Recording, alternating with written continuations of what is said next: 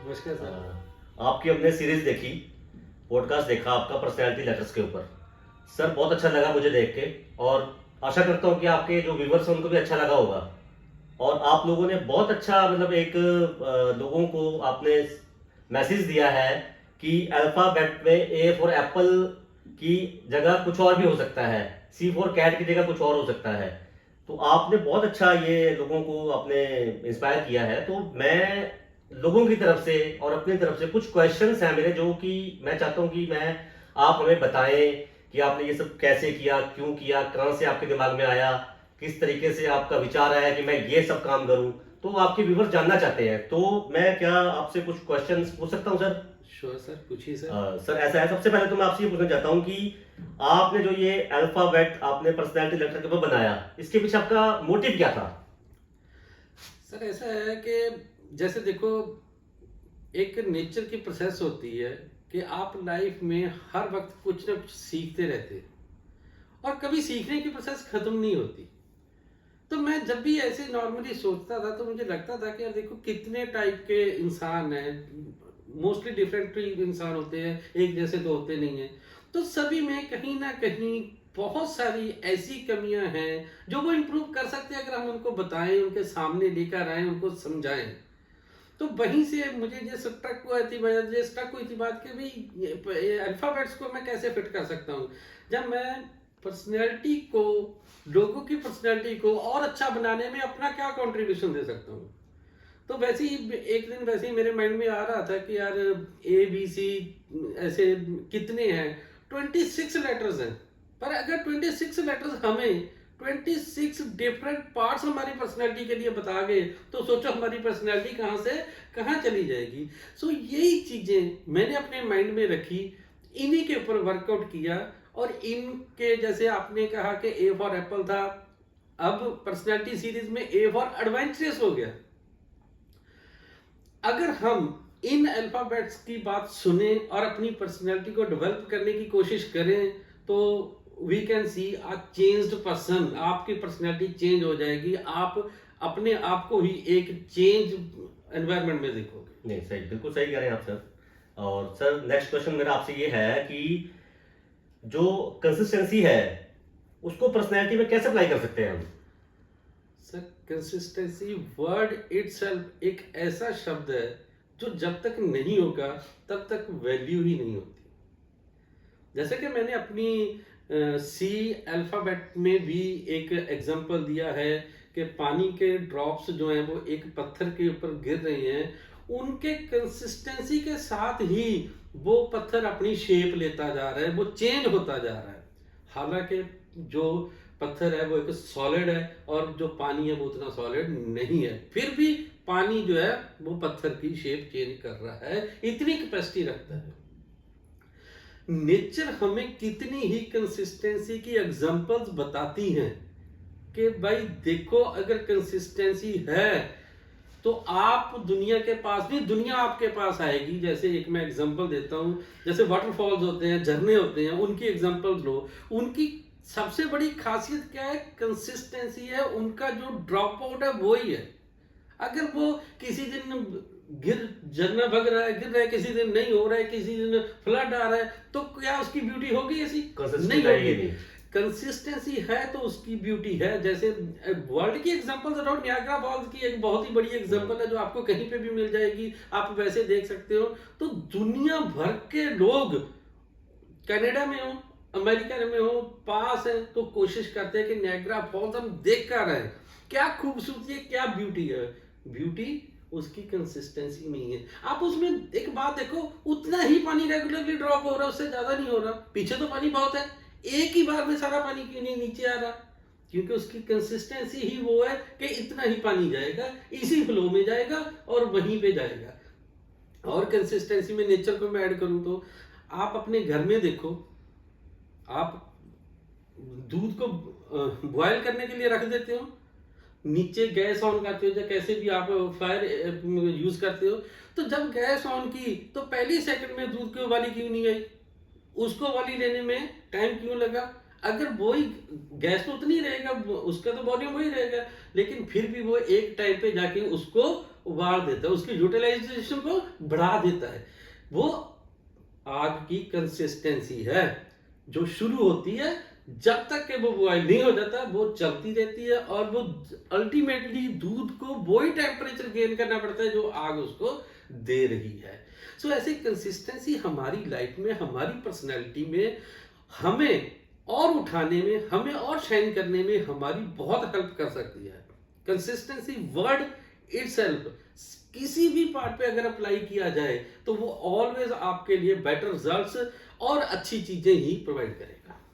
और thank you so much sir. अगला question sir मेरा एक बड़ा इंटरेस्टिंग है, मेरे को मतलब कि ये वर्ड पता ही नहीं था। क्यूबियर का आपने एक जिक्र किया है इसमें कि क्यूबियर बनाना होता क्या है, मेरे को तो पता ही नहीं था। वो तो जब आपकी सीरीज देखी मैंने, उस पे आपने वो एक पिक्चर लगा रखी थी, तो तब लगा पता ये तर्कश है, तीर कमान निकालने वाला वो जो केस होता है पीछे। तो मैं जानना चाहता हूँ कि आपके दिमाग में ये आइडिया कैसे आया, और इसमें इसको पर्सनैलिटी में हम कैसे ऐड कर सकते हैं इसको अपनी। सर क्यूबर जो वर्ड है, ये मुझे जब मैं क्यू के लिए वर्ड सर्च कर रहा था तो मुझे एक ही वर्ड शुरू से एंड तक एक ही लगा था कि ये परफेक्ट है।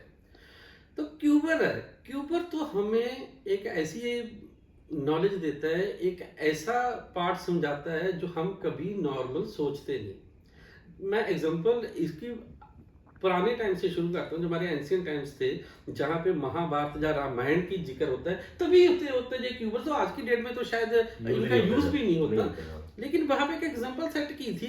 क्या एग्जांपल सेट की थी कि अगर आपके पास आपके तर्कश में हर तरह का तीर है तो आप हर युद्ध को जीत सकते हो।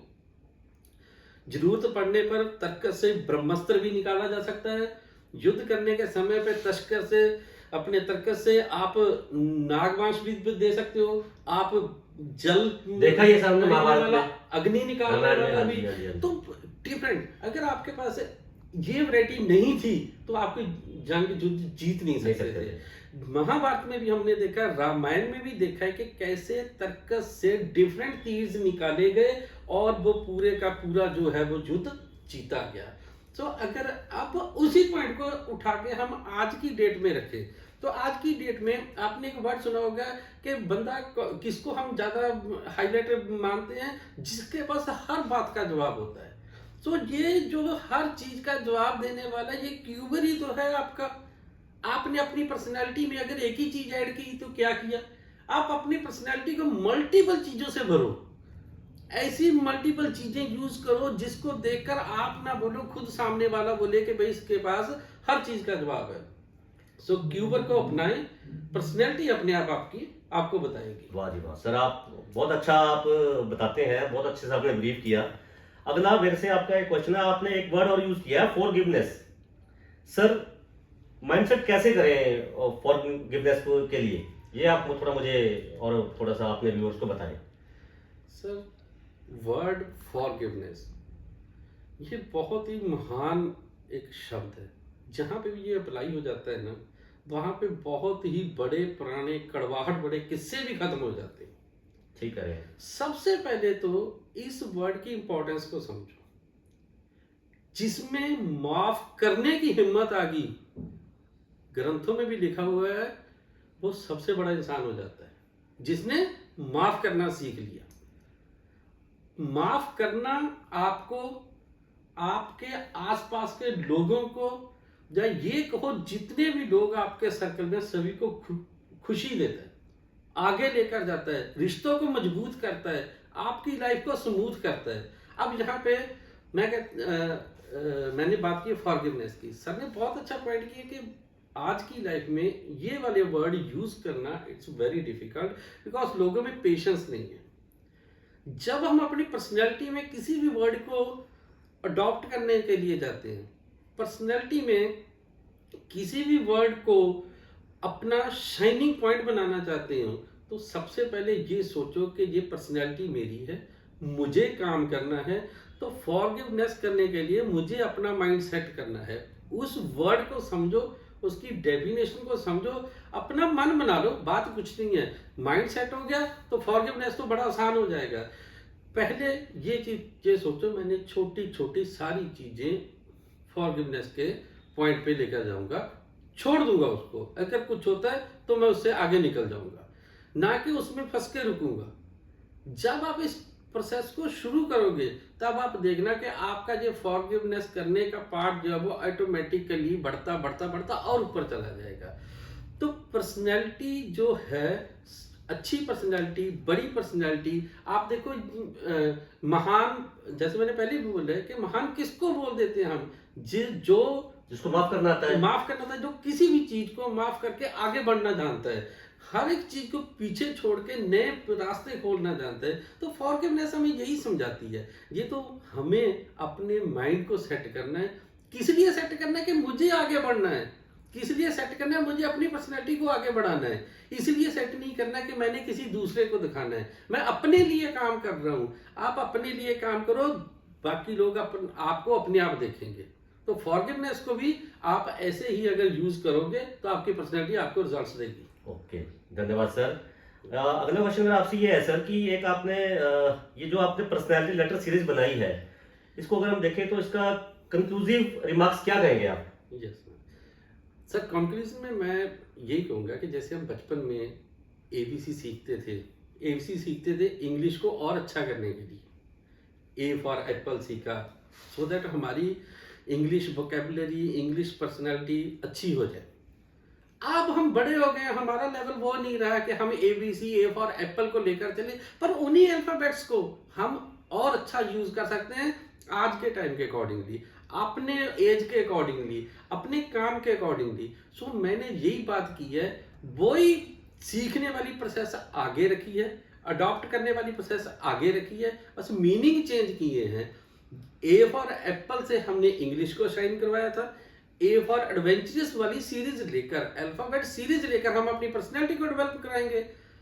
एक बात आप जरा सोचकर देखो, 26 अल्फाबेट्स हैं और 26 ही वर्ड्स हैं जो हमें देखने को मिले हैं। अगर 26 में हमने 13 भी अडॉप्ट कर लिए तो सोचो हम कितना आगे निकल गए, अपनी पर्सनैलिटी को डेवलप अपनी पर्सनैलिटी में कितना कुछ ऐड कर गए, हमने कितना कुछ सीख लिया, हम कितना आगे बढ़ गए।